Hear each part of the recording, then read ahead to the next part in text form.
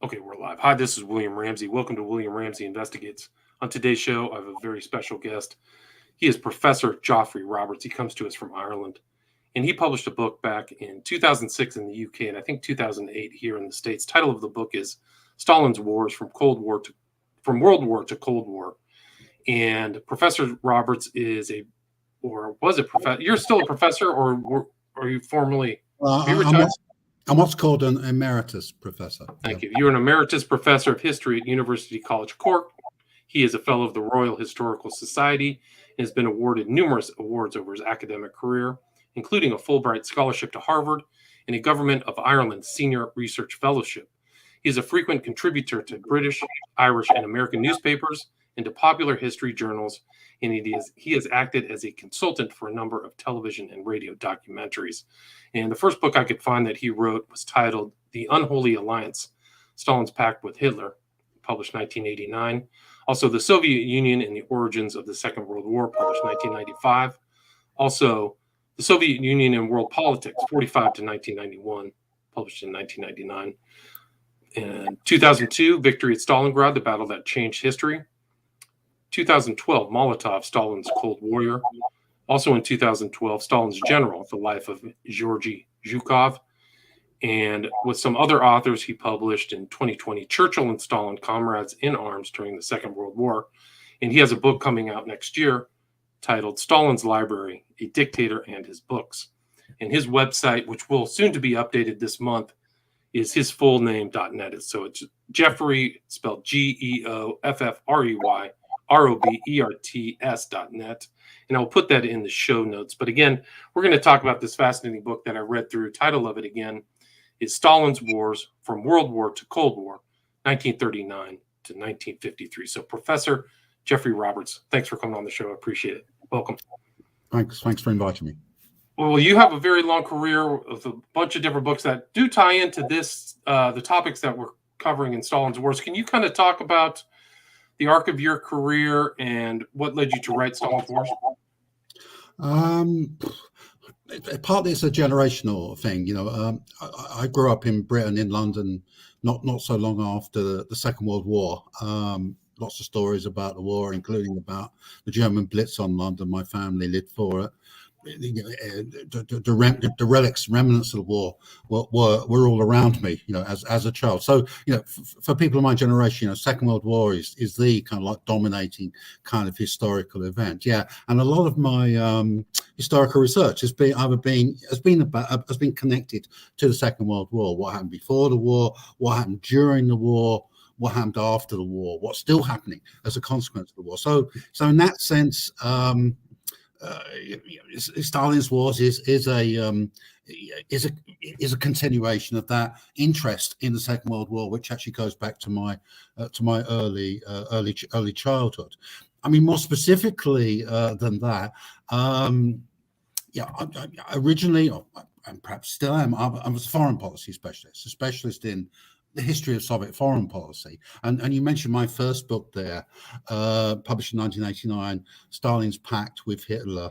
The Unholy Alliance, Stalin's Pact with Hitler. So a book about the origins of the Second World War and the role that the Nazi-Soviet Pact played in that war. So, having published that book and a load of articles and another book as well, my idea was to continue the story of the Second War of Soviet foreign policy after the Nazi-Soviet Pact. So that's to say, the pact was signed in 1939, 1941, the pact collapses when Hitler invades the Soviet Union.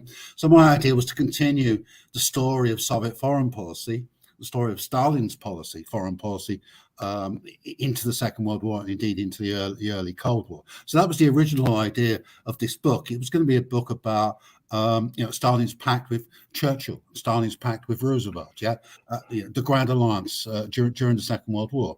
But what happened was that during the course of my research, I had the opportunity to write another book, a book about the Battle of Stalingrad, called Victory at Stalingrad, the battle that changed history. So that drew me into having a closer look at Stalin's military leadership, his specifically Stalin as warlord, his conduct of the war. So the whole idea of doing a book about the Grand Alliance, the Soviet Union, the Grand Alliance, Stalin, the Grand Alliance, broadened that into a much wider study of Stalin as a war leader. So that's why I came to write this particular book. Right. So he really was a warlord, and you mentioned in your book he was Supreme Commander of the Soviet Armed Forces at one time, the State Defense Council, and People's Commissar for Defense, as well as the head of government and leader of the Communist Party. So at a certain part of that war, he was really just over. He had all these offices, but everything starts in 1939, the Molotov-Ribbentrop Pact. Can you talk about how that got signed and what the impression was with Stalin of why he did decide to sign that? Yeah. Well, of course, the Molotov-Ribbentrop Pact, or the Stalin-Hitler Pact, the Nazi-Soviet Pact, is a kind of controversial topic, and that's the topic that's addressed in my first couple of books. In fact, I think I've probably published more about the Nazi-Soviet Pact than anyone else has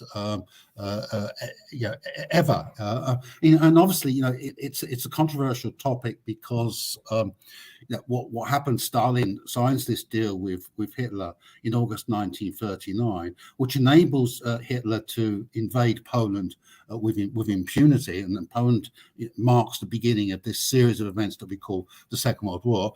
Also, at the same time, this non-aggression treaty with Hitler contained a secret protocol, whereby Hitler conceded certain territories in Eastern Europe, parts of Poland and the Baltic states, to a Soviet sphere of interest. And then subsequently, the Soviet Union expands into those territories allocated to the Soviet Union as a sphere of influence under the terms of Nazi-Soviet Pact. So hugely kind of like controversial. Hitler. Some people say, well, it was Stalin by giving the green light to Hitler that started the Second World War. Other people argued that this action by Stalin on the eve of the Second World War was no accident. That argued that Stalin had been trying to do a deal with Hitler for a long time. Stalin's preference always was to have some kind of pact with his fellow dictator, the Nazi dictator Adolf Hitler. So it's a very kind of controversial area, and my kind of like take on it was that, and I explored it from Stalin's angle, from the Soviet angle, and what I was trying to do was to see, was to look at it from their point of view, to look at it from Stalin's point of view, and to use that. At the time I was working on this book, mostly in the 1980s, there was a lot of new evidence coming out of the Soviet archives. Now, at that time, we didn't have direct access to the archives. You couldn't go to Moscow and just, like you can now, just walk into the archive and get confidential material. At that time, we were talking about like published archival material, published by the Soviets themselves. But nevertheless, there was a huge amount of this material. So that was my purpose, to see how it looked from the Soviet point of view. And that was what the Unholy Alliance book was all about. And how it looked from the Soviet point of view was this: is that the Soviet preference, Stalin's preference, was a grand alliance, not with Hitler, but against Hitler, an anti-fascist alliance, an anti-Nazi alliance, a collective security front against German expansionism. And that was what the evidence showed, I think, Stalin and the Soviets strove for throughout the 1930s, or at least from 1933 onwards, when Hitler came to power. But the problem was that campaign for collective security against Nazi expansionism, against Hitler, that campaign failed. And it failed because the British and French didn't want to ally themselves to the Soviet Union, because it was a communist country, because they didn't trust Stalin, because they were worried that what the British and French were trying to do was to avoid a war at all costs. Now, Stalin's point of view was that war was coming. The war was inevitable. The question was, how is it going to be fought, and what were going to be the alliances that fought that war? Okay, so the British and French had their own kind of reasons for preferring to appease Hitler, and okay, one can discuss those. But the end result was it stymied the Soviet campaign for an anti-Hitler alliance. Now, this whole kind of scenario comes to a climax in 1939, when there are actually negotiations between Britain, France, and the Soviet Union, so-called Triple Alliance negotiations, to form an anti-German front and anti-Hitler front. Because by 1939, the British and French had woken up to the fact that Hitler couldn't be appeased. That appeasing Hitler just led him to demand more and to become more aggressive and more expansionist. So there were these negotiations in 1939, but those negotiations failed. And they failed from the Soviet point of view because, from Stalin's point of view, because the British and French didn't seem to Stalin to be serious about an anti-Hitler alliance, an anti-Hitler coalition. What Stalin thought was the British and French going was to drag the Soviet Union into a war with Germany, and then let the Soviets do all the fighting for them. Let the Soviets and Germans slug it out together. So in that context, Stalin backs away from the negotiations about the Triple Alliance, and instead he decides to do this deal with Hitler, this Nazi-Soviet pact, this non-aggression treaty of August 1939, which kept the Soviet Union out of the war, kept the Soviet Union neutral, but also had this secret agreement with Hitler, which facilitated Soviet territorial expansions. Okay, but my point in the Unholy Alliance and in many other articles was that the Soviet preference, Stalin's preference, was not a deal with Hitler. It was a deal with Britain and France, a deal with the democratic states, but he couldn't get the kind of deal that he needed and he wanted, and so as a result, he turned to this deal with Hitler. But as I said, it's a controversial topic. Not everyone agrees with my interpretation. All I can say is that is what I think the evidence shows. That the Soviet evidence, the evidence from the Soviet archives, and indeed, I started off by saying, well, of course, in the 1980s, we didn't have access to the Soviet archives directly. It was just published material. Well, we have had access to those archives for the last 25, 30 years. And I can tell you, nothing that has come out of those archives in any way undermines the kind of arguments that I put forward in 1989 in the Unholy Alliance. The interpretation I made on the basis of the published documentation, the evidence that was available to me at the time, I think still holds water. And you also came to the U.S. You went to the Library of Congress and Harvard, so you've done the legwork to kind of look at a lot of these topics from the original. Yeah, so obviously a lot of my research has been based in the Russian archives. That's my USP. Yeah,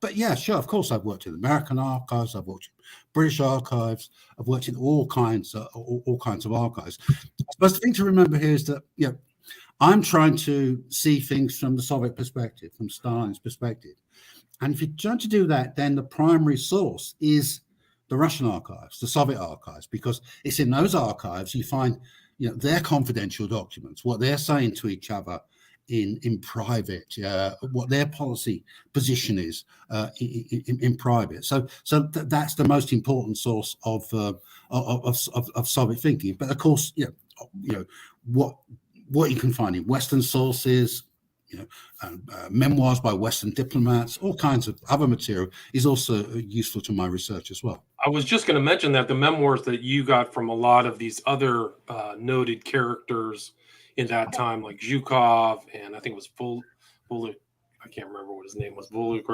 Easy. It's like a couple guys, Volkanogov. So you were reading their memoirs too to kind of get an understanding of what was happening at that time as well. Yeah, of course, yeah.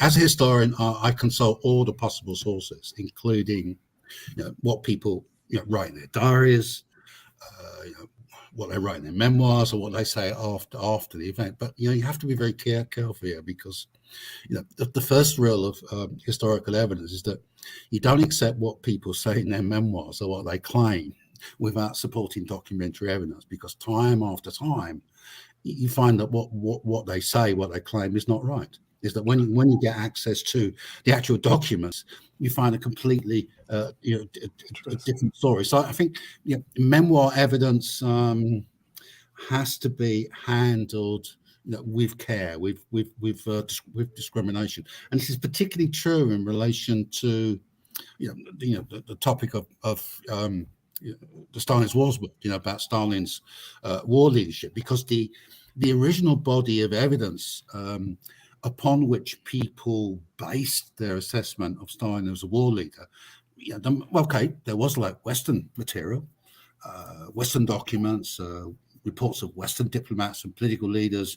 You had the records of Stalin's discussions with Churchill and Roosevelt at Yalta and Tehran and that kind of thing. But the primary source, in a sense, or in confidentiality terms, were the memoirs of Stalin's generals. Yes, military memoirs. And there are different sorts of military memoirs, and Soviet military memoirs about Stalin go through different phases. But the original kind of like batch of memoirs, which came out after Khrushchev denounced Stalin at the 20th Party Congress in 1956, and specifically Khrushchev denounced Stalin's war leadership. That was one of the main thrusts of his critique of Stalin as a leader and Stalin as a dictator. Well, it was that he was a poor war leader.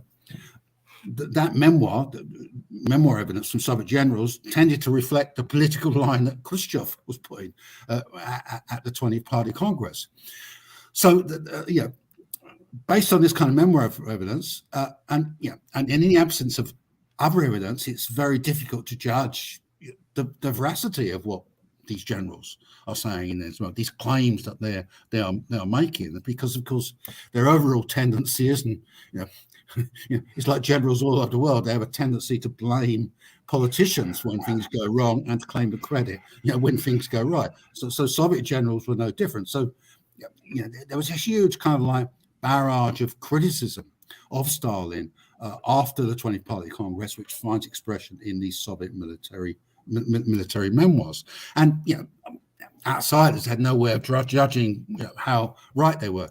Okay, but you fast forward, collapse of the Soviet Union, the Russian archives open up, and then we actually get our access to the documents themselves, yes? And the documentary evidence, the real primary source evidence you find in the Russian archives about what Stalin was saying, what doing, and also about what his generals were saying and doing, presented a completely different picture from this highly negative view of Stalin that you find in some military memoirs. Yeah.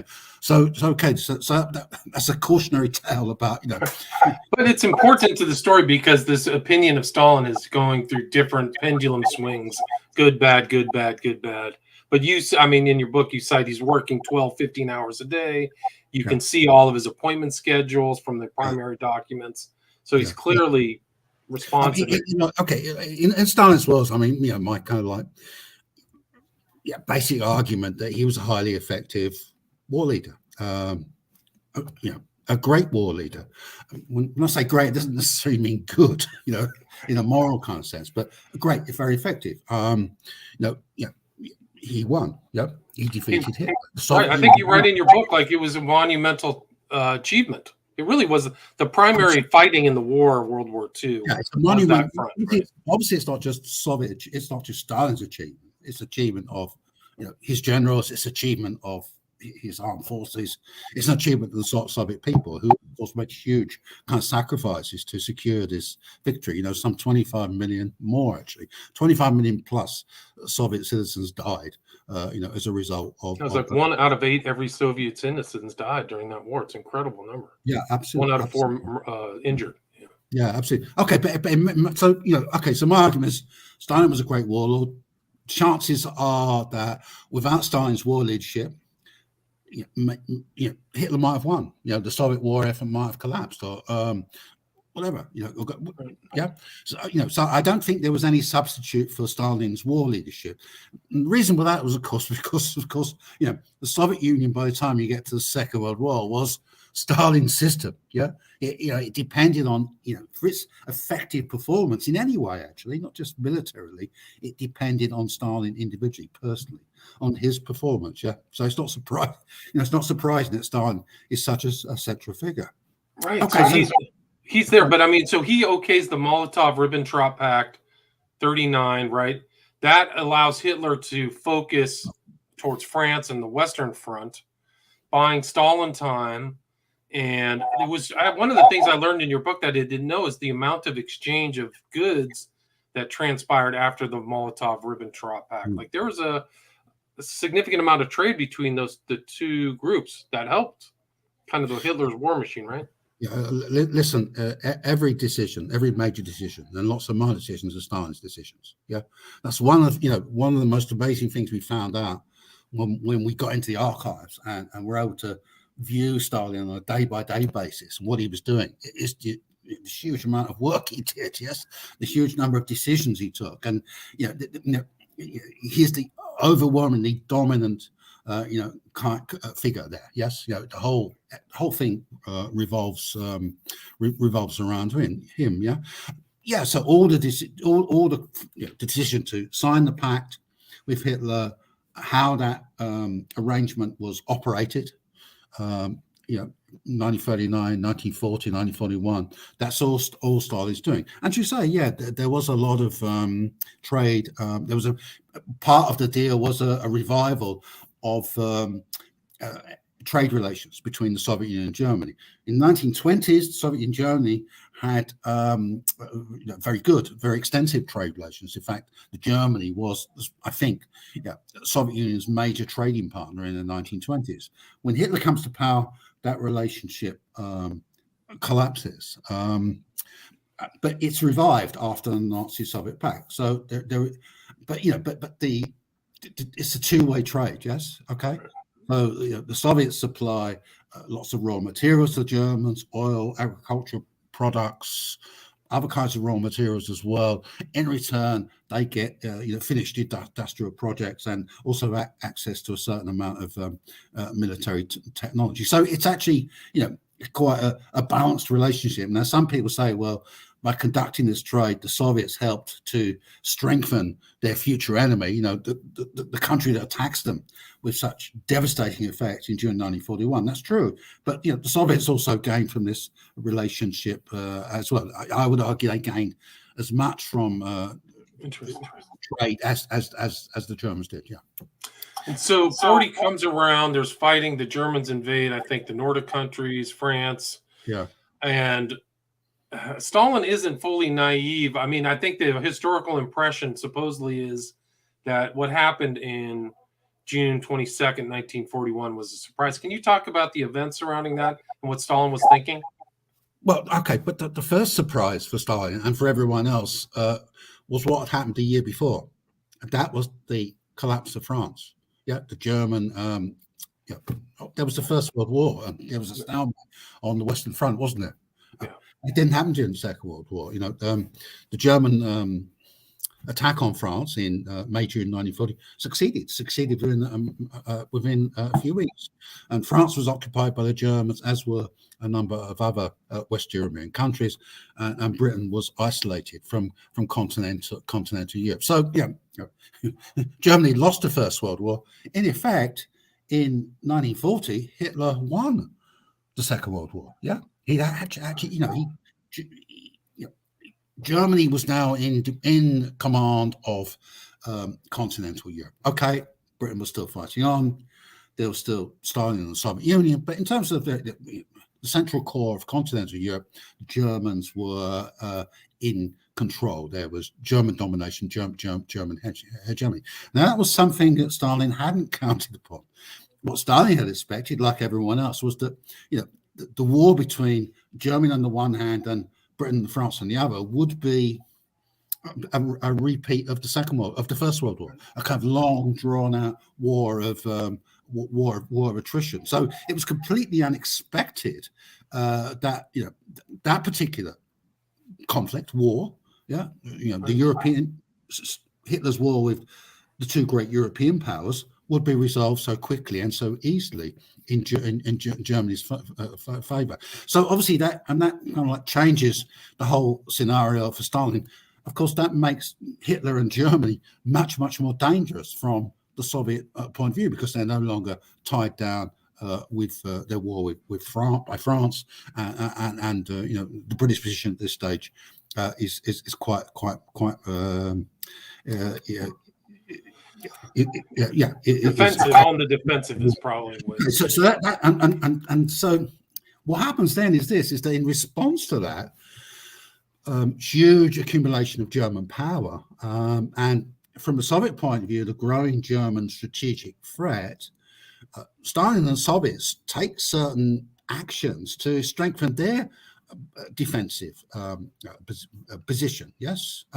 So, for example, in response to what's happening in Western Europe, the Soviets strengthen their grip on the Baltic states, Latvia, Estonia, and Lithuania, and they incorporate them into the Soviet Union. They also, expand into a part of Romania, which is called Bessarabia, which had been part of the Tsarist Empire, but the Romanians occupied it They also attempt to strengthen their position in the Balkans and in the Black Sea and in the Mediterranean as well. So there's various Soviet responses to the huge German victory in Western Europe. Right.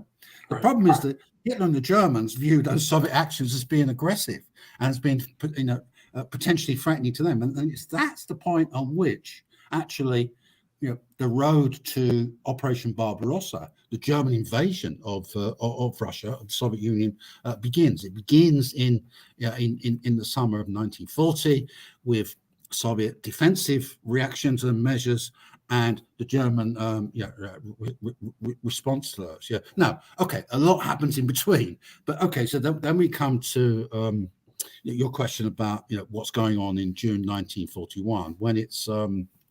Okay, it's obvious. It's obvious to everyone that sooner or later there's going to be a Soviet German war. The question is, when would that war come, and what would happen when the war broke out? And no one knew the answer to those questions. Certainly not to the what would happen question until it actually happened. Although, of course, there would be, given what had happened to France, there would be some expectations that perhaps the Soviet Union would collapse under a German military onslaught, just like the French had done. Okay, so look at it from Stalin's point of view. War is coming. He's not sure when it's coming. Okay, he has a lot of information coming into him, warning him of the danger. In some cases,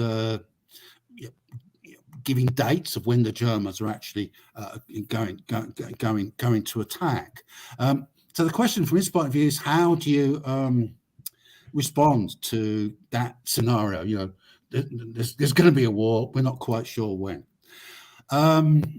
Okay, so one response to Stalin is, well, he doesn't quite believe that the Germans are actually going to invade the Soviet Union in summer 1940. He doesn't believe it because it doesn't make sense. Because, okay, Britain is on the periphery of this struggle at this time, but Britain is still a fight on. Why would Hitler take on the Soviet Union when he still had to deal with the British? Yeah? So why would Hitler embrace the danger of a two-front war? Remember, of course, it was a two-front war that led to Germany's defeat in the First World War. If there had only been one front war for Germany, Germany would have won the First World War. So Stalin doesn't think it's kind of rational for Hitler to embark upon an invasion of the Soviet Union. Why he still has the British to deal with, and also there's a certain perception that in Germany itself, there's a peace faction as well as a war faction. And Hitler is in the middle of a debate about whether or not to go to war with the Soviet Union. Some people argue no, others arguing yes. So the Soviets think the Germans, the Nazis, are divided on this question about whether or not to invade. Right. Okay. The other, so that's one reason why Stalin, to a certain extent, discounts the danger of a German invasion, right? But there's another reason, and this is much more important reason. And this is what I argue in Stalin's wars, and it's what I've argued in all many times in all kinds of different contexts. And it's a kind of point that people don't seem to be able to grasp because they keep going back to the old arguments. And my argument is this: is that Stalin didn't think it mattered if he got caught by surprise by Hitler and the Germans invaded sooner than he expected, right? He didn't think it mattered that much. And he didn't think it mattered that much because from his point of view, the Soviets had a huge defensive force on their western frontiers. So he was confident that whenever the Germans attacked, whatever they did, Soviet defenses would hold, would stop the advance, and there would be time to mobilize the Red Army, Soviet armed forces, to actually take counter-offensive action. And it's not just Stalin who thinks this. This is what he's been told, by his generals. Yeah. Of course, what happens is that's a fundamental. So Stalin. So that's my argument. Stalin didn't think it mattered. Okay, if he got the timing of the attack wrong, so what? Whatever's the scenario, what's going to happen is there's going to be these border battles. It's going to take a while for the Germans to make any strategic breakthroughs, and in the meantime, we can operationalize our own plans. And sorry to interrupt, but one of the things that you also state in your book is they were afraid of mobilization because in World War I, mobilization meant war. Yeah, that was kind of the engine that created the whole World War I situation. So they were afraid of repeating that too. Right? Yeah, so mobilization needs war because that's kind of what happened during the July crisis, which led to the First World War. Is that the Russian Tsar's mobilization had provoked a German counter-mobilization. Yeah. Okay. Yeah. So Stalin, doesn't want to provoke the war prematurely. He doesn't want to provoke the war prematurely. Yeah. So he wants to restrain action. Of course, the danger with restraining action is, well, okay, you don't want to provoke war, but what if the Germans are going to attack anyway? I mean, what are you doing here? But my point has always been that Stalin realized the danger that maybe he'd miscalculated, maybe the Germans were going to attack whatever he did, whether he mobilized or not. But my argument is that he didn't think it mattered that much. He thought there would be enough time to actually retrieve the situation. But that didn't happen. When the Germans attacked on June 22nd, 1941, they have a massive success, a massive series of breakthroughs. Soviet defenses crumble. And that outcome really shocked Stalin, because that's not what he was acting.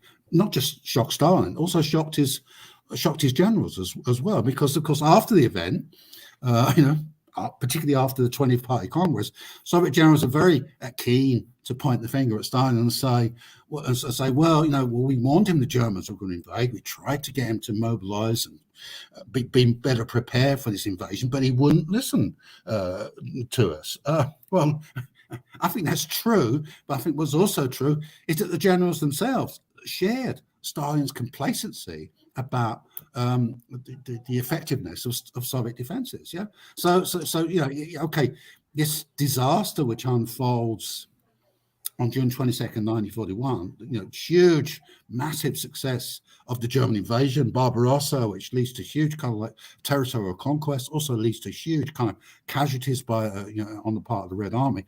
Yeah, absolutely, that is Stalin's responsibility. It's his miscalculation about the likely impact of the German invasion. That's the big mistake.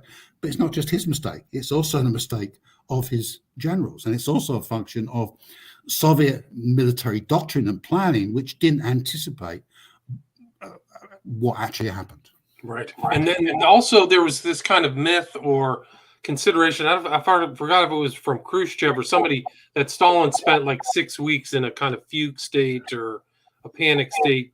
What are your thoughts about that as far as his response to the June 22nd, 41 invasion? Okay. Well, I think that's another kind of myth, a very persistent myth, I have to say. Certainly Stalin was shocked by what happened, by the initial success of the German invasion. Within a week of the German invasion, all the Soviet counteroffensive plans were in disarray. They'd already suffered kind of like huge military defeats. Hundreds of thousands, if not millions, of their soldiers had been trapped by German encirclement maneuvers, and the Germans had already captured Minsk, the capital of Belarusia, which is a key staging post on the road to Moscow. So there's no doubt Stalin was shocked by these events, and he was also suspicious about what might be going on. Whether or not some of his generals might be involved in a conspiracy against him, or in cahoots with the Nazis. So he's definitely shocked, but but the evidence is that he remained in command of himself and of the situation. Yeah. This story that he had some kind of nervous collapse as a result of the invasion, it comes from Khrushchev. From Khrushchev's report to the 20th Party Congress. This is one of the stories he tells in that report. And then he repeats that report in his memoirs, and other memoirists, give variations of the same story. But when you look at the documentary evidence, it's quite, it's absolutely crystal clear that Stalin didn't actually have any kind of mental or nervous collapse. So one piece of evidence, for example, is his appointments diary. So we know, who he saw during this period, the first few days after the German invasion. He saw a huge number of people. We know all the decrees and orders that he signed. Yeah? We have the evidence of, people who were closely working with him during this period of time, which Khrushchev wasn't. Khrushchev was in Ukraine; he wasn't in Moscow at all. So, overwhelming documentary evidence for the first few days after, the June 22nd. Stalin was in control. Was hanging on in there. Yeah, and mobilizing a response to what was going on. I think there was at least within that time, within the 6 months, he gave he gave a crucial speech, I think December 7th in Moscow, right? Saying we're going to but there's two crucial speeches. The first speech is he makes a radio broadcast on July 3rd, 1941. Yeah. This is his first, and this was his first ever radio broadcast, by the way, the first time he'd ever done it. So this is his first war speech. Now, just before he gives that broadcast, he does disappear from view for about 36 to 48 hours. So a couple of days, he's nowhere to be seen. He's at his dacha, his country. Seems like you might have hit the wrong button. I think he gives two crucial speeches. He'll probably pop back in. Geoffrey Roberts. He gave another speech, I think on June 7th, I think it was, where he just basically rallied the troops. And I think one of the interesting things in Jeff's book is Stalin may not have been a great kind of military leader or a general, but he was a fantastic organizer. Like, he was constantly organizing stuff. And one of the great things of the war that made the Russian or the Soviet Union win was the fact that they were able to really outproduce the Germans, like outputting tons of tanks and things like that. So you have to kind of give him credit. Like, I think, there he goes. All right, okay. You're back. Yeah. So two crucial speeches. Okay, yeah, this radio broadcast is the first one. Now, just before that broadcast, he did disappear for a couple of days, and some people argue that during this is when he had his nervous breakdown just before the speech. My argument is that the reason he disappeared was he wanted to think things over, and he also wanted to find a bit of time and peace to actually write this very crucial speech.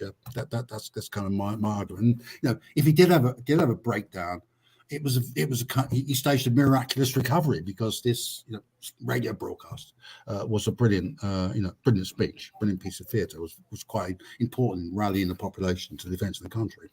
Okay, then the other big speech he makes is in November 7th, 8th in Moscow. Okay, so by this time, the Germans are approaching Moscow. There's a big battle under progress for Moscow. The Germans are trying to capture the Soviet. Right, they made it to the suburbs, right? Sorry, they made it to the suburbs of Moscow. Absolutely, very, very, very. The inner suburbs of Moscow. If you go to Moscow and if you drive from the airport into the city centre, there are various monuments which mark at the furthest extent of the German penetration of Moscow's periphery. And it's amazing how close that is to the city center. Yeah, so the Germans come very close to achieving their goal of taking Moscow, and had they taken Moscow, okay, it's quite possible that maybe that would have signaled victory for the success of Operation Barbarossa. But that doesn't happen because the Red Army defenses hold, and Stalin's speech on November 7th, he makes two speeches around this time, one of which is in Red Square itself, where you have troops marching through the square on the way to the front. And in this kind of speech, it's a very it's a very like his radio broadcast of July 3rd. It's a patriotic speech. It's a call to patriotic defense of the motherland, and it's widely seen to be a crucial kind of moment in steadying everyone's nerves in Moscow and in the defense of Moscow. Had Stalin fled Moscow, had Stalin not performed as well as he did in this particular context, then maybe things might have gone the Germans' way. I always describe this speech, this November, or these two speeches of Stalin, as being equivalent to Churchill's speeches after the British defeat and retreat from Dunkirk. Churchill's finest hours. This was Stalin's Moscow speeches, November 1941. This was his kind of fireside. This his moment. One of the crucial moments in which the war could have turned in very different directions.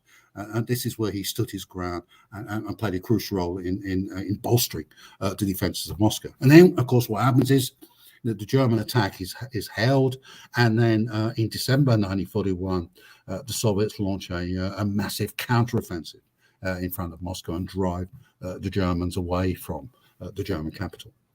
Right. So, you see that he may not have been the ideal military commander, but as far as psychology, morale, political history, you think he was indispensable in those things. And also, it was interesting that the Soviets didn't have much of a defensive strategy. They were thinking about attacking in 41 instead of kind of having a creative kind of defensive structure. So their sensibilities, even at that time, didn't fit the German invasion, right? They're an attacking offensive argument. This goes way back. You don't win wars by defense. You win them by counterattack, by counteroffensives. In fact, throughout the whole war, from day one of the Soviet-German war, that's the kind of strategy that the Soviets pursue. Counterattacking, counteroffensive strategy. Okay, the thing is though, for the first year or so of the war, it's not a very successful strategy, and it leads to defeats, huge kind of casualties and setbacks. But eventually that strategy it works. It actually succeeds. And of course, the great turning point is the Battle of Stalingrad. Okay, so there is the Moscow Battle. That's one example of you defend and then you counterattack. But the other great turning point of this period of war is the Battle of Stalingrad. Yeah, where you. Can you talk about that? Can you explain why Stalingrad was so crucial?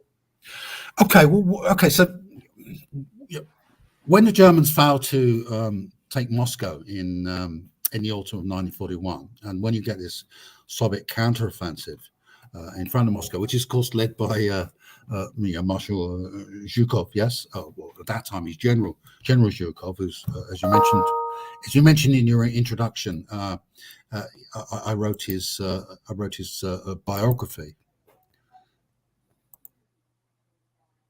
It's coming back on. Anyway, Stalingrad was really important. It's interesting when I was looking at kind of the Stalingrad study. Stalin actually had personal attachment during the war between the White and the Reds during the Russian Civil War after the Tsarists collapsed, because he defended.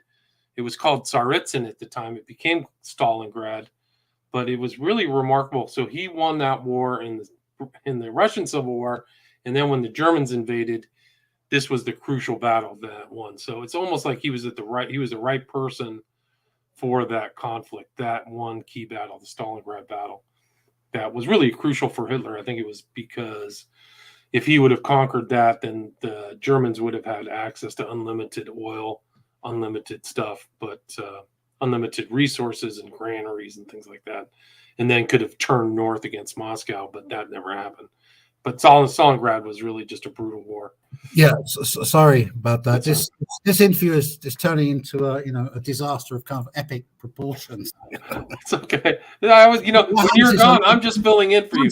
I'm reading from your book. So I was telling the listener that the Stalingrad was really important, and Stalin himself, or George Jugasvili, or whatever his real name was, he had a direct connection to that territory, defending Tsaritsyn during the White and Red Russian. And actually, he had to have learned of what happened in those early 20s and put it in the 40s, because it's almost like the same topography. The Whites were, the Reds had the Moscow and kind of the central part of the country, and then the Whites came in from the south. So it was really, he probably had to learn strategic things from that about organizing as well. Would you agree with that? Well, Stalin was quite familiar with a lot of the topography, actually, because during the Russian Civil War, after the Bolshevik Revolution, he didn't just serve on the Stalingrad front or Tsaritsyn. He served in all kinds of different theaters. Yeah, during the Civil War, he was like Lenin's troubleshooter in truth.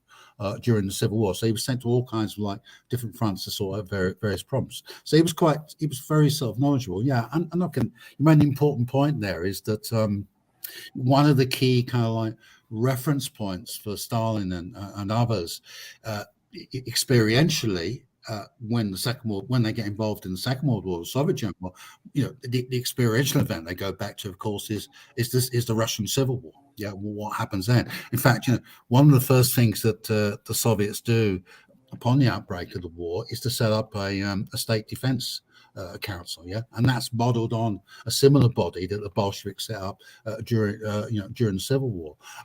In his radio broadcast, speech, and also in other speeches, Stalin made the point is that look, okay, we suffered huge defeats during the Civil War. We were like corralled into central Russia, but nevertheless we emerged from that Civil War victorious. So there's a certain despite all the huge losses, the defeats, the retreats, throughout the war, Stalin has a certain kind of confidence that that the Soviet Union is going to survive, the system's going to survive, the Red Army is going to survive, that victory is going to be won eventually. And part of that kind of confidence is based on this other experience of the Russian Civil War. So I think that's quite an important point. You asked about Stalingrad. Okay, sure, Stalingrad. Okay, so when the Germans failed to take Moscow in the autumn of 1941, that effectively means that Operation Barbarossa has failed. And Operation Barbarossa was an operation to defeat the Soviet Union and occupy vast swathes of Soviet territory during the course of a single strategic campaign. Yeah, within a matter of months. Yeah, a kind of blitzkrieg invasion and occupation of European Russia. That's the whole concept. But when the Germans found in Moscow and they get driven back, and their advances on other fronts have been stopped. So they got as far as Leningrad in the autumn of 1931, as well as Moscow, but they failed to take Leningrad. They penetrated quite deeply into southern Russia and into the Ukraine, but even there, around this same period, they received a few setbacks and were forced to retreat in some cases. Yeah, so the Battle of Moscow, the German blitzkrieg war campaign in Russia has failed.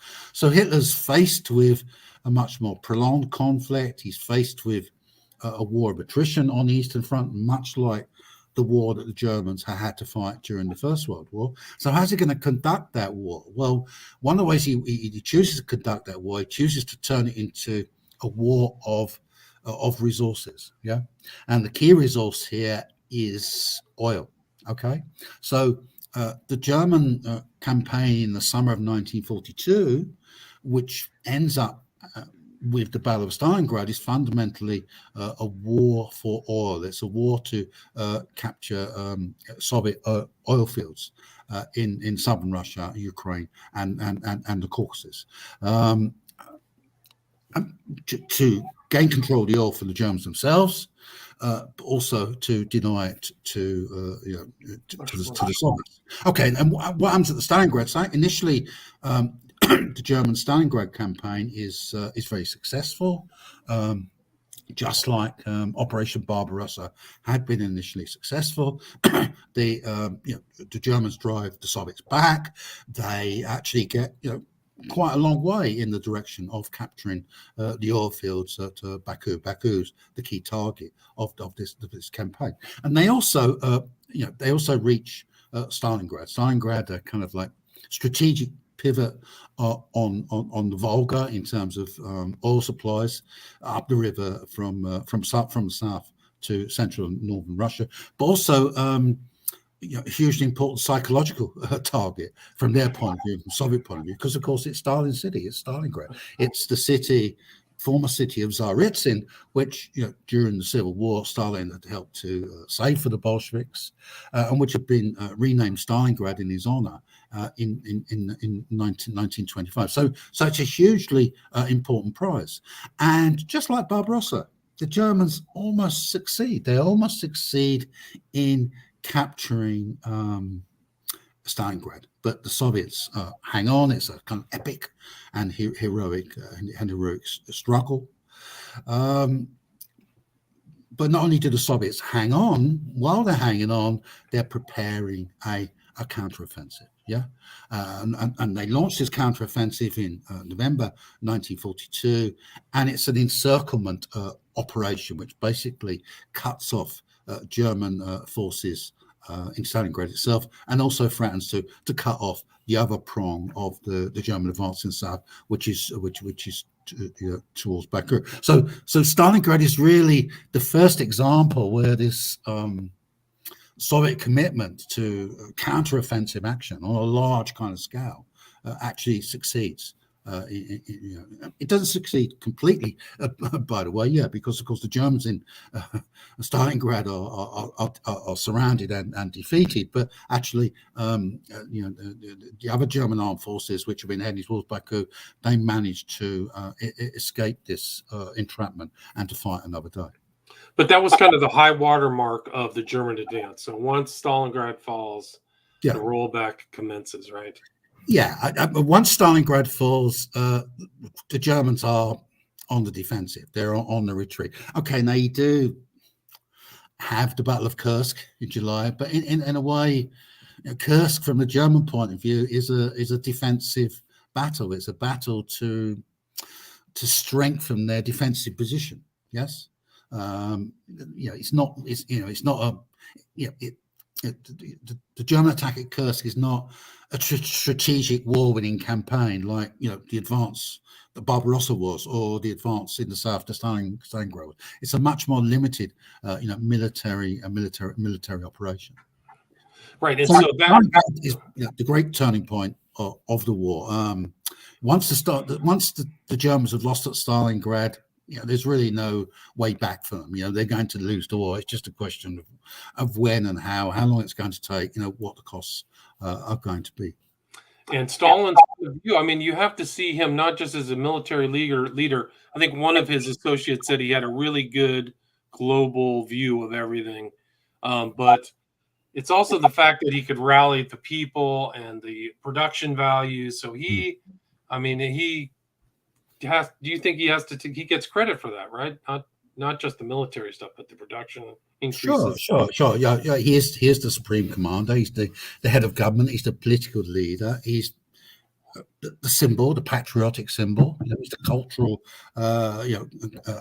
icon. He's the great organizer of the Soviet war effort. He's the propagandist in chief in terms of inspiring popular struggle. Yeah, absolutely. And so they make Let that me go. march all the way to Berlin, right? Yeah, With let me go back to Zhukov. this point. Point is that Stalin's like crucial central role was obvious to everyone at the time, which is why Western leaders, Churchill, Roosevelt, everyone was so forceful in their praise of Stalin and his leadership during the war, and had no doubt whatsoever how central it was, how indispensable it was.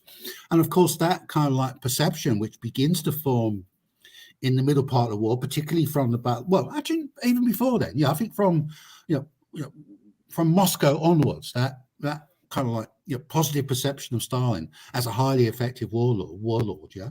By the time you get to 1945, when there's, of course, that that perception is deeply kind of embedded. Yeah, in perceptions, consciousness about the Soviet-German war and who had played a crucial role in it, i.e. Stalin as an individual.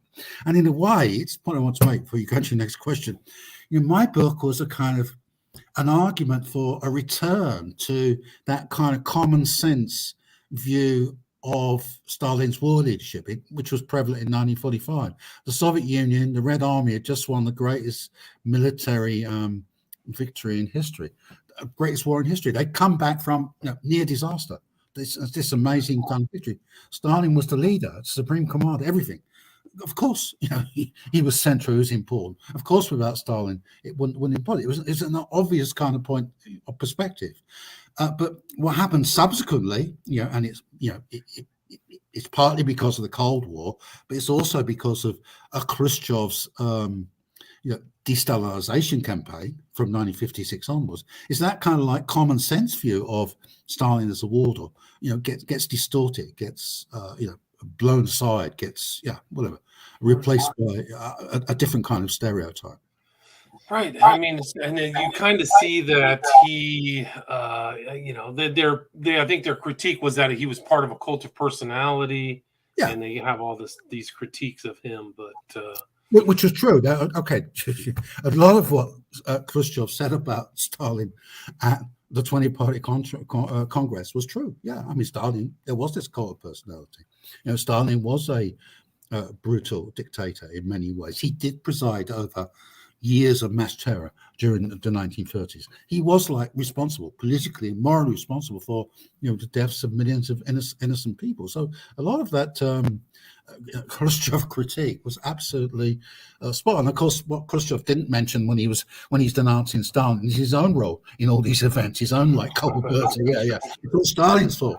It's not the party's fault or the leadership's fault. It's just this one individual. Very, very, very clean. So it's blame shifting, right? More blame shifting. Yeah, absolutely. So okay, but where he was wrong, I think, was in his criticism of Stalin's war leadership. Yeah.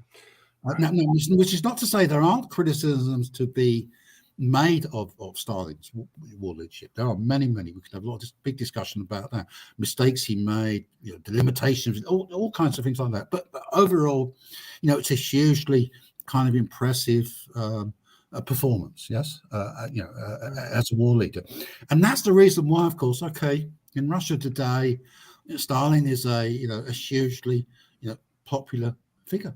Yeah, he has all the polls show that great majority of people in Russia, have a high opinion of them, a positive opinion of them. The main reason is because they see him as being the great war leader. Yeah, the one who defeated Hitler, the one who helped save the country from Hitler and the Nazis, not just save Russia from Hitler and the Nazis, but save Europe. The whole world from Hitler. The world. I mean, really, who knows what would have been next? I mean, they saved the country, and I remember you right. It's a war of annihilation. It really was. I mean, there were all kinds of annihilation orders, and kill orders. So, well, that was the Hitler's war. Hitler's the Nazi aim. They want, because of their racist kind of ideology, because they saw Slavic peoples and other Soviet peoples as being inferior, to the Aryans. It wasn't just Jews that the Nazis were prejudiced against. It was other races as well. And also Hitler's very hostile to communism. yeah, and the communist system. So yeah, it's not just an ordinary Operation Barbarossa. Is not just a normal kind of military operation. Right. It's a war of destruction, a war of annihilation. Yeah, and it's a war in which on the German side, all the conventional rules of warfare are set to one side. And of course, it's the war. It's in the context of Barbarossa that you get the emergence of what we later call the Holocaust. Yeah, Right. the massacre of Jews by the Nazis during the Second World War begins on the Eastern Front in 1941 to 1942 with the Nazis, the SS execution of a Yeah, the million. Einsatzgruppen. You Yeah, mentioned them in the book. Yeah. yeah, exactly. Yeah. Yeah, really crazy. I mean, and Stalin still, I mean, after the war, he still is a player. He's still kind of manipulating the Cold War, Korean War.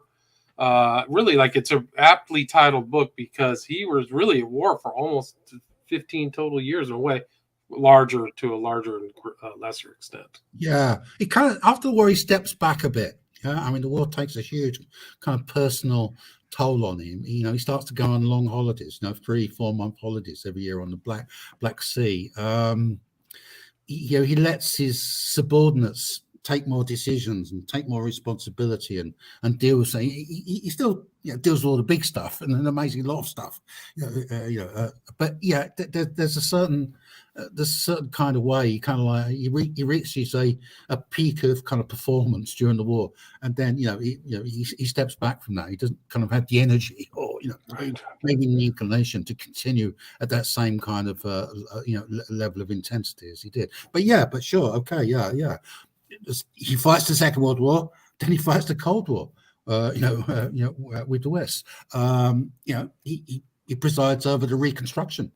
Right. Quite a successful reconstruction of the country after the war. He continues his campaigns of repression in various forms, in order to protect the Soviet socialist system as he sees it. So he remains kind of like right until the end of his life, his death in 1953. He remains kind of an active, engaged, hands-on kind of leader. Right. I mean, it's a great book. There's so much in here. There's tons of stories about the origins of the Cold War, how he dealt with a lot of Churchill, Roosevelt, Truman. But what would you like to add or anything I missed before we wrap this up? We're at about 60 minutes. Right. Okay. No, not really. Apologies for the technical It happens all the time. I suppose I want to draw your attention. Okay. So that was a book that I published in 2006, and I published several books since then, which you mentioned at the beginning. If people are interested in the war, then my other big war book is the biography of Marshal Georgy Zhukov, Stalin's general, which kind of like it takes forward various aspects of the discussion in Stalin's war. So people might want to have a look at that if they're interested. And then my latest book, which will be published in a couple of months' time, is this book here. Can you show the cover? Yeah, it's called Stalin's Library, A Dictator and His Book. This is a book about Stalin as an intellectual, Stalin as a reader. But it does also has quite a lot of military stuff about Stalin's reading of military strategy and various things to do with the war as well. So my kind of like, my research about Stalin as a war leader is like, is ongoing and continuous. It's kind of endless in a way. My understanding of him is people underestimated his intellectual abilities. Or just because of his nature, he didn't come across as kind Absolutely. The most important thing to know about Stalin really is, two most important things: great war leader, but also Stalin was, an intellectual, a serious guy. He was an intellectual dictator, yes, and it's his intellectuality and his life as an intellectual, his life as a reader, his life in a world of ideas, which is the key to understanding everything he does, everything. About it. If you want to understand why Stalin was such a brutal dictator, why he did all these terrible things, was responsible for all these terrible actions and these massive kind of like human costs, right? You have to understand that the nature of Stalin as an intellectual. Yeah, but maybe something we can discuss. Yeah, I'd love to. Yeah, come back. I'd love to talk about that book. That sounds fascinating. And the best place to reach you, Geoffrey, is your website, www.geoffreyroberts.net, correct? Yeah, and as I said, I mean, the website, I'll be launching a new website, same address, much better website, which I think people will find very useful. I have a quick question from Gameplay. He asked, Stalin was earlier in his life a gangster and a bank robber. Was he a person who read about other gangsters and bank robbers? Do you know about that? Yeah, sure. Yeah. No, he wasn't a gangster and a bank robber. During the period of the 1905 revolution in Russia, he was engaged in organizing armed groups which carried out various expropriations, to get money for party funds, including bank robberies. But that wasn't his main kind of function. Mainly, Stalin was a political activist. He, as I said, he was an intellectual. He was an agitator. He wrote. He was a journalist. He wrote stuff. He engaged in political debates. He went to meetings. That was this sort of armed, violent stuff. This gangster kind of stuff was very, very peripheral to his life as a political activist before the Russian Revolution, and that's dealt with in my Stalin's Library book, by the way. Okay, it's a book about Stalin's library, the books he read, he wrote, his life as an intellectual, but it's also a biography of Stalin, and it deals with all the most important aspects of Stalin's biography, including this question that's raised here: is that this whole question of to what extent he could be considered to be a bank robber. My answer to that is no. He wasn't. Gotcha. We can learn more about that. Gameplay, come back in a couple months because I'll have Jeff back on and he can talk about that. But again, great. Thank you for being here, Geoffrey. It's Professor Geoffrey Roberts, and the title of the book we discussed with a lot of other involvement of some of his other books, it was Stalin's Wars from World War to Cold War, 1939 to 1953. Thank you so much, Jeff.